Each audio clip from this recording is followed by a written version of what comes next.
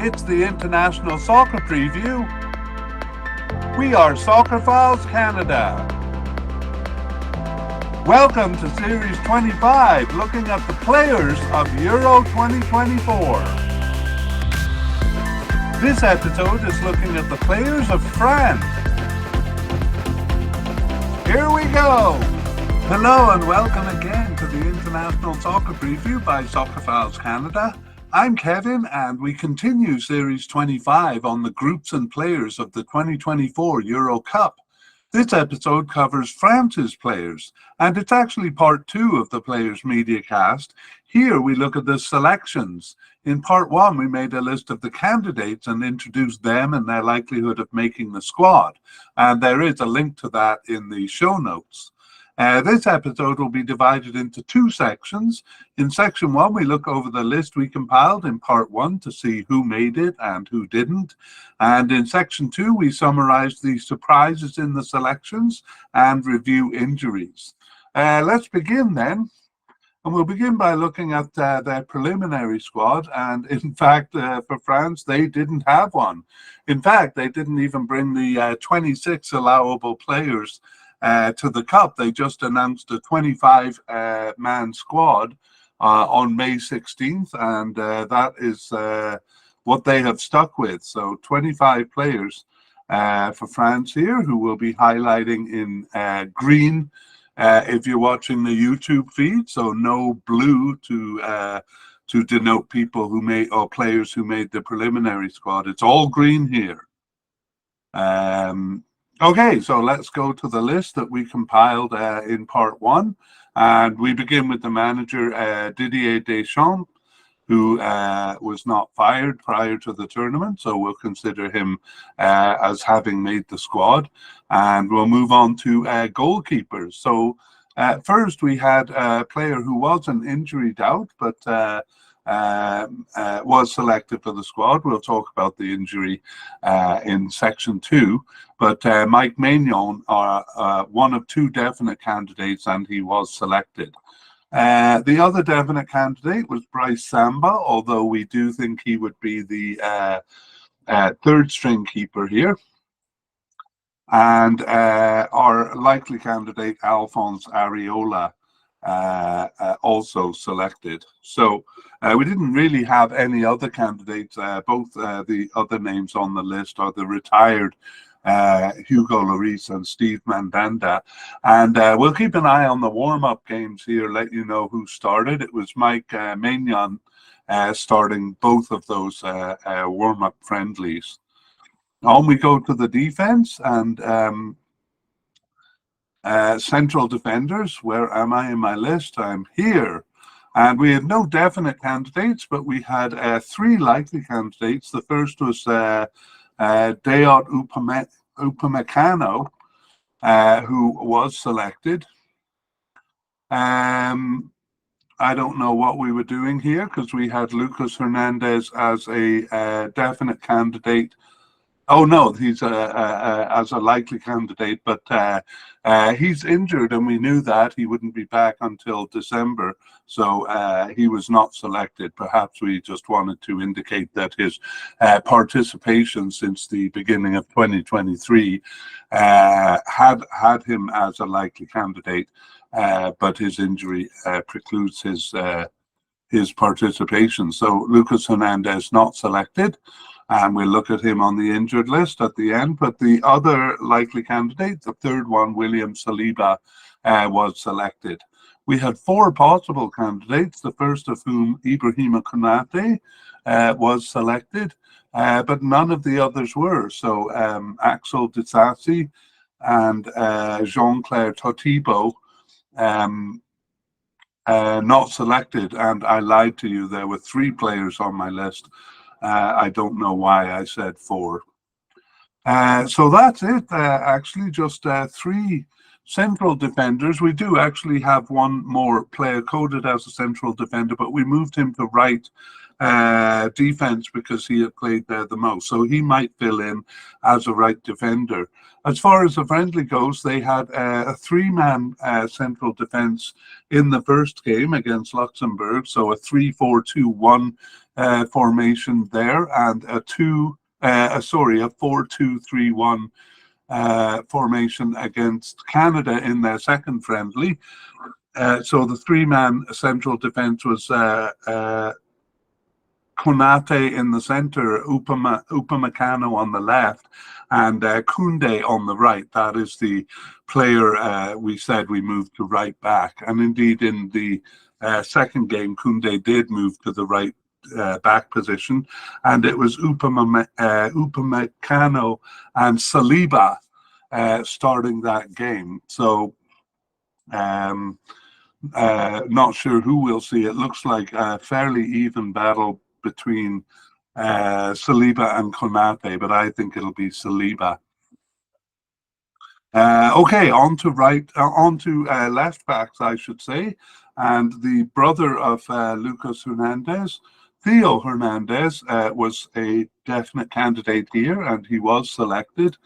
And we only had Ferland Mendy, who was seemingly off the squad, as the only other candidate in this position, and he was selected. So a bit of a surprise to us there. He hadn't played for the national team, or hadn't appeared for the national team since September 2022. So I should introduce him, because we didn't introduce players at that level in the initial part or mediacast. So Ferland Mendy is with Real Madrid in Spain since 2019. He was with Lyon in France before that, and he's 29 years old, but always struggled getting into the French squad.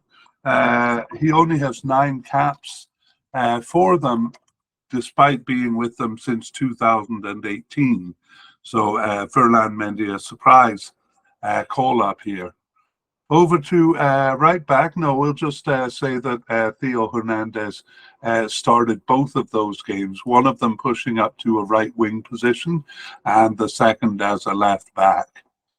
Okay, over to the right back position, and we had just 3 likely candidates here: Benjamin Pavard and Jules Koundé. So he's the central defense, coded as a central defender, but we moved him here, and you pretty much saw in the warm-up games why. And our third likely candidate, Jonathan Klaus, also selected. So all 3 players over here. So it looks like Koundé will play kind of a dual role, as he did in the warm-ups. There he started as a central defender and was the right back in the other game. On to midfield, and for defensive midfielders, we had Aurélien Tchouameni as a definite candidate, and he was selected for the squad. And we had possible candidate Boubacar Kamara. He was not selected and was an injury doubt besides, so not selected. In the central midfield, Eduardo Camavinga was one of 3 likely candidates, and the other 2 were Adrien Rabiot and Youssouf Fofana, and both of them were selected for the final squad. Okay, we also had 2 possible candidates. The first one was Warren Zaïre-Emery, and he was selected for the squad, but the second one, Matteo Guendouzi, was not selected. And well, we had 2 players seemingly off the squad, and then one we had as retired. We didn't really mean retired from soccer, but had been off the team long enough that we considered him not a consideration. But he came back. It's N'Golo Kante, returning to the squad. He had last appeared for them in June of 2022, so coming back after 2 years into the squad. A hamstring injury kept him out of the World Cup, but he had been a starter in World Cup 2016. In World Cup 2018 and in the 2016 and 2020 Euro Cups. Another reason we kind of thought He was retired because he moved to Al Ittihad in Saudi Arabia, often considered a retirement league, in 2023, having been with Chelsea from 2016 to 2023. But coming back into the internet or into the national picture for France is N'Golo Kante. Let's look at the warm-up games just to see. So we had Kante starting both of the games in a two-man central midfield, and it was Fofana in the first game alongside him, and Camavinga in the second game there. So interesting goings on there. N'Golo Kante not only coming back from the wilderness, but looking like he'll be a starter if the friendlies are anything to go by, and they do seem to be indicating who's going to start.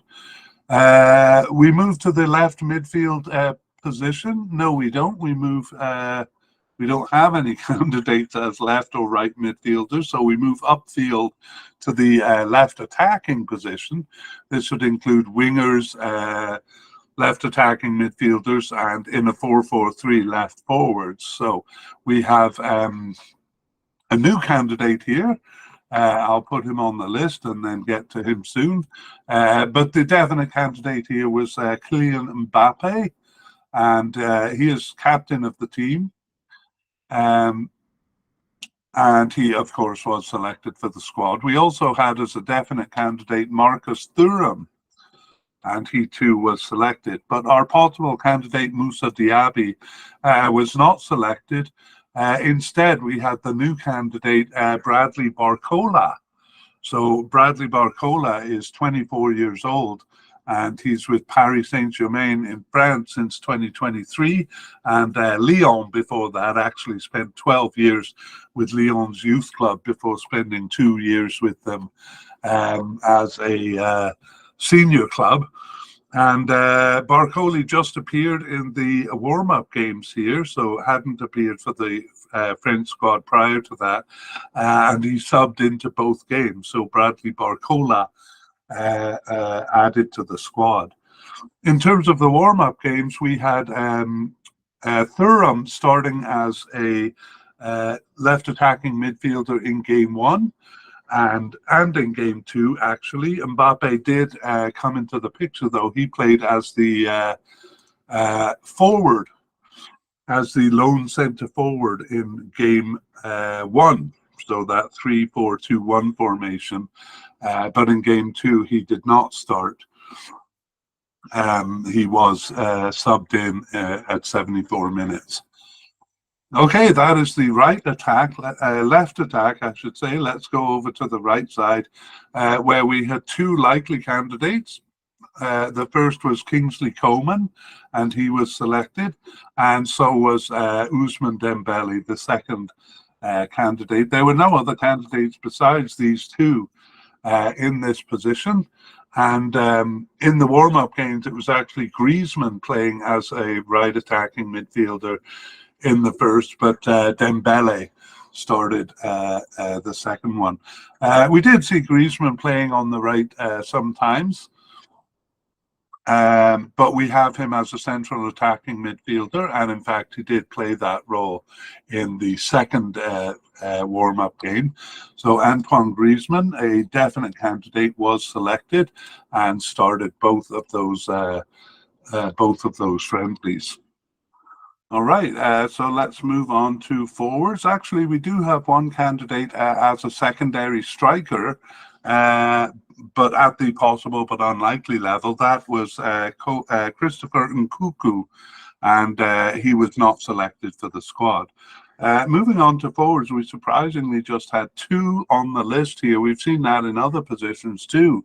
So it kind of tells us France has been going with the same squad, a fairly small group of players over the last while, and have been doing well with it, of course, but not bringing in a lot of new players here. So the two likely candidates at the forward level are Olivier Giroud and Randal Kolo Muani.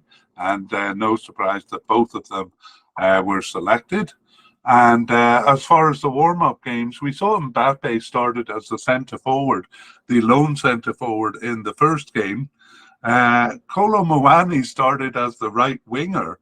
On the left side, we saw it was the left defender, Theo Hernandez, pushing up. So effectively, Kolo Muani is a left or a right defender pushing up to a winger role, and that's quite unusual, but there we have it. The second game was more regular. Olivier Giroud started as the lone forward there, and Kolo Muani was not a starter in that game. Okay, that is it. Let's move on to section 2, where we look at just a review of the surprises and injuries. So I'll say we did have Lucas Hernandez as a likely candidate had he not been injured. I suppose it is notable that he was not selected. We'll put his name there, but actually it was due to injury, so we'll talk about him down there. Surprise inclusions include Ferland Mendy, who had not been called up to the squad since September 2022, and beating him there as far as that was N'Golo Kante, not called up since June of 2022. Both of those players surprising inclusions in the squad. Maybe not as surprising to fans who were closely following their career. There was a lot of time between the March games which we based part 1 up to and the end of the season. So fans in the know might have seen good form or might have heard talk of their being included. But from our vantage point, it is a surprise. And just one new player added to the roster, Bradley Barcola, who we introduced as we went through. So let's do an update on injuries. Players recovered from injuries are Mike Maignan seems to be the starting keeper.